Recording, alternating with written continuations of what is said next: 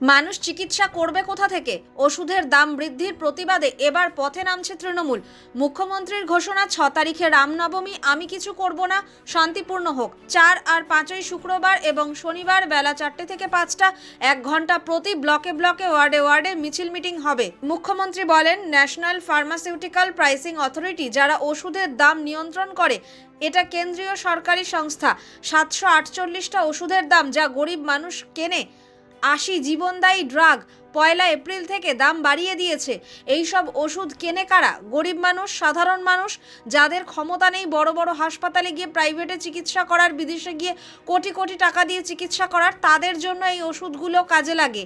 আমি হতবাক, চিকিৎসা করবে কোথা থেকে মানুষ? ডাক্তার যখন এই ওষুধগুলি দেবে, কাউকে 97% কিনতে হবে, কাউকে 57% কিনতে হবে, কাউকে 40% কিনতে হবে। স্বাস্থ্য বিমাতেই বা কেন জিএসটি? সেই প্রশ্ন তুলেছেন মুখ্যমন্ত্রী। তিনি বলেন, কেউ বাড়ির জন্য লোন নিলে তার উপর জিএসটি বাড়িয়ে দিচ্ছে, তেমনি স্বাস্থ্য বিমাতেও জিএসটি চালু করেছে। আমি বারবার চিঠি লিখে প্রধানমন্ত্রীকে আবেদন করেছিলাম, স্বাস্থ্য হলো মানুষের সম্পদ, স্বাস্থ্যে বাধা নিষেধ আরোপ করে করের আওতায় আনা উচিত নয়। আমরা জিএসটি করে দিয়েছিলাম একটাই শর্তে, জিএসটিতে আমাদের প্রাপ্য টাকা পাবো, কিন্তু সেটা তো হচ্ছে না। কেন্দ্রীয় সরকার আছে কিসের জন্য? শুধু ধর্মীয় প্রবণতার নামে একটা নতুন ধর্মের আমদানি করে, যা রামকৃষ্ণের নয়, যা স্বামী বিবেকানন্দের নয়।